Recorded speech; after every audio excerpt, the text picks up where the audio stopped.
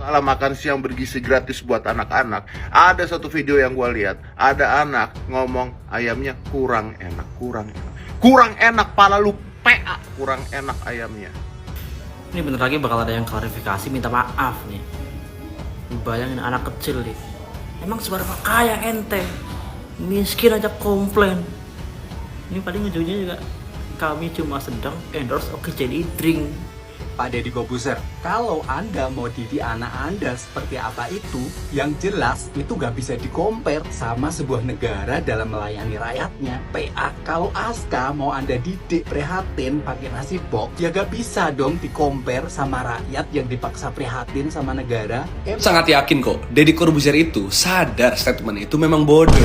Tapi kenapa dia tetap pede ngeluarin statement kayak gitu? Mengeksploitasi kebodohan. Deddy itu lagi ngomong sama mereka yang fanatik, mereka yang harga mati, mereka yang so-called kita sebut IQ 58. Makanya Deddy bilang tadinya pengen di-post di subscribernya. Ya subscribernya kan begituan semua isinya.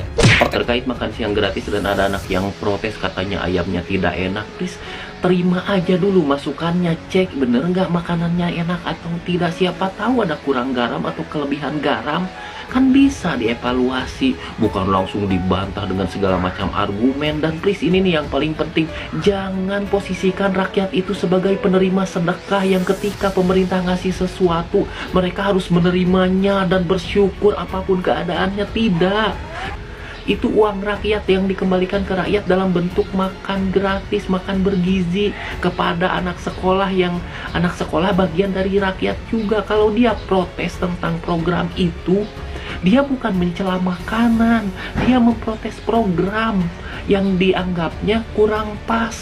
Apa sih susahnya didengerin dulu, diperiksa? Terus ada lagi yang bilang ini kan makan bergizi bukan makanan enak. Hey, yang namanya makanannya diperhatikan rasa. Jangan disamain dengan minum obat yang mau pahit, mau asin. Itu kan obat, telan aja. Ini makan, ada proses mengunyahnya, 30 kali kunyahan. Ini lagi rame di Twitter ya. Lagi trending topik. Yang katanya paling pintar, yang katanya punya podcast smart people, ya. Kok bisa-bisanya anak-anak kecil yang jadi segmen makan siang atau makan bergizi gratis, kemudian mereka komplain karena masakannya nggak enak, dimarahin. Kemudian dibanding-bandingin sama Aska anaknya. Ngapain Pak Deddy? Pak Deddy ngajak Aska syuting, nasi kotaknya Aska itu nggak mungkin 10.000 Pak Deddy. Ngapain pakai standarnya Aska? Ya bebas dong anak kecil yang kemudian jadi segmen makan bergizi gratis itu komplain. Wajar banget. Wong kita ini yang bayar pajak kemudian untuk program makan bergizi gratis. Wajar kalau komplain. Kemudian Anda itu siapa? Buzzer? Hah? Kurang enak, pala lu PA. Gue tuh bingung kenapa ya responnya tuh segininya terhadap feedback anak-anak untuk program MBG ini. Feedback yang bilang kurang enak, sayurnya asam, yang memang mungkin tidak enak didengar untuk beberapa orang. Mereka tuh anak-anak gitu, genuine, mereka apa adanya. Mereka cuma ngomong apa yang dirasain aja. Dari kemarin soalnya banyak juga video yang ngeparodin anak kecil nolak makanan, ada yang ngejudge anaknya kurang bersyukur, komen-komen cacian-cacian ke anak-anak tersebut, anak tidak tahu diuntung. Gue bener-bener khawatir takutnya ini nyampe ke orang tua mereka dan bahkan ke anaknya itu sendiri. Komenan, ejekan, atau video-video itu tuh bisa aja terekam jelas di memori mereka. Akhirnya mereka jadi takut, jadi nggak bebas gitu. Gue nggak enak sih, maaf ya.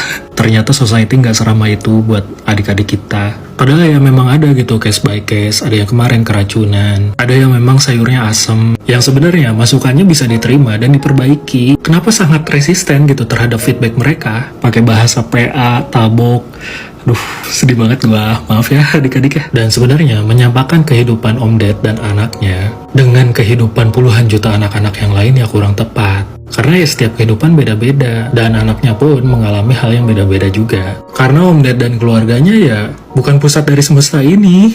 Gue paham kok pengen ngasih tahu ke anak soal bersyukur, tapi masa diiringi dengan caranya yang kurang beradab juga. Kayak mengancam melakukan kekerasan, mengejek.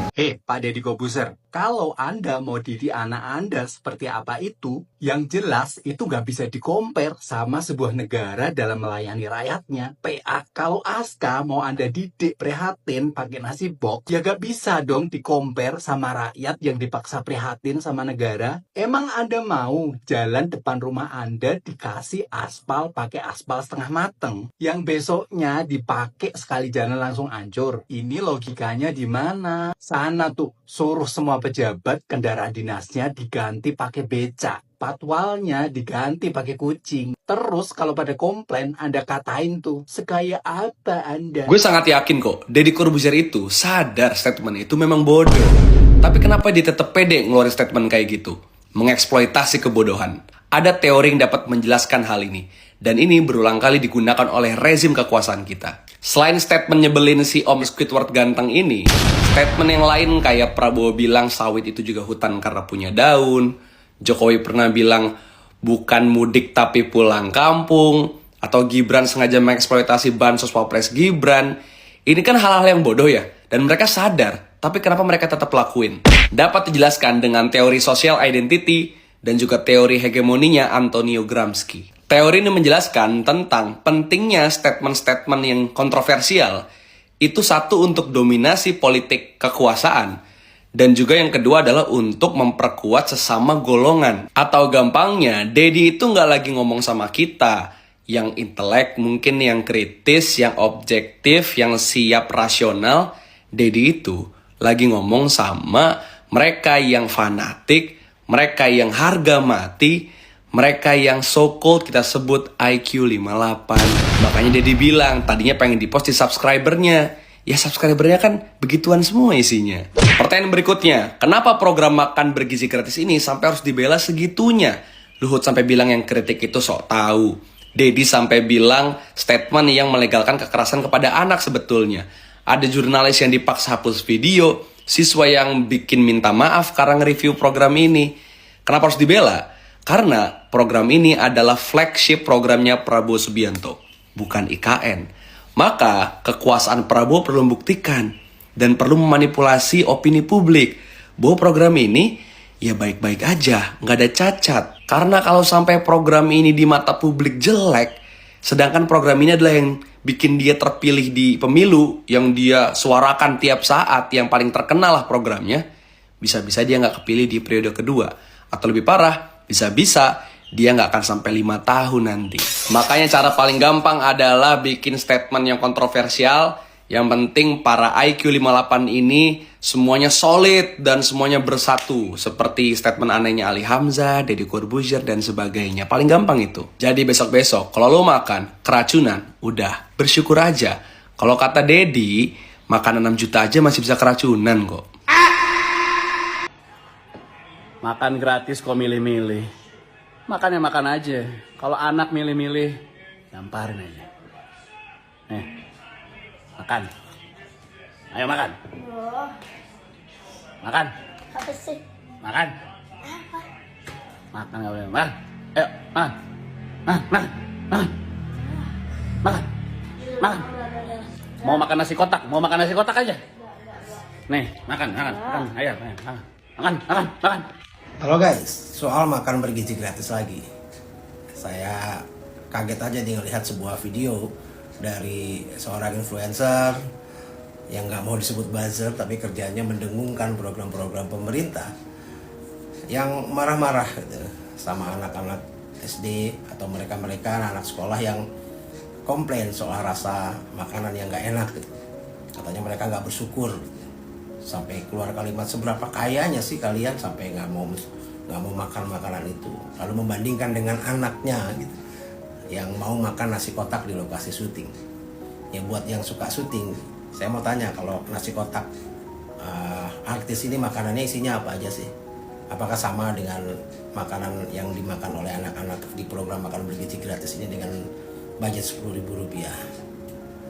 Nah, lebih daripada itu adalah bahwa hal-hal seperti ini justru malah menimbulkan masalah lebih dalam sih soal komunikasi publik soal program makan bergizi gratis ini.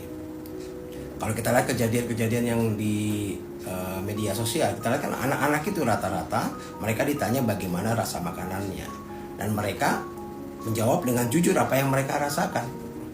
Apakah mereka harus berbohong gitu kalau mereka rasa nggak enak lalu harus bilang enak gitu. Belum lagi kejadian makanan yang beracun yang membuat keracunan sekian puluh anak gitu.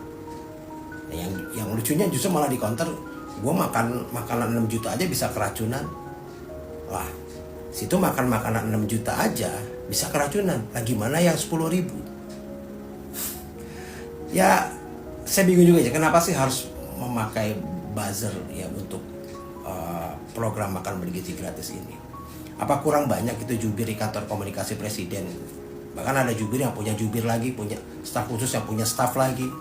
Maksudnya mereka inilah yang harusnya lebih paham substansi program ini gitu ya. Lalu mensosialisasikan dan menjelaskan jika terjadi masalah atau hal-hal yang membuat bingung di masyarakat. Karena harusnya program makan bergizi gratis ini bisa bermanfaat gitu ya, untuk perbaikan gizi anak gitu ya.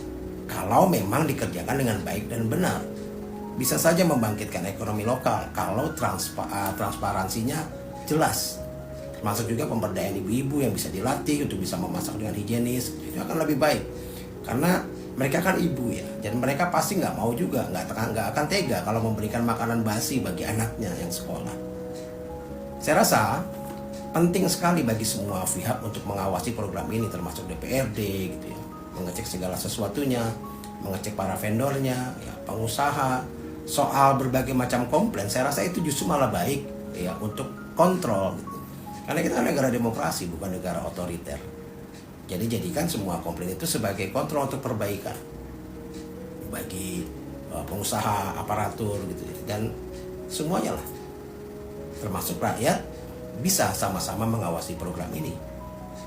Jadi ini adalah program yang dibiayai oleh kita karena kan menggunakan APBN.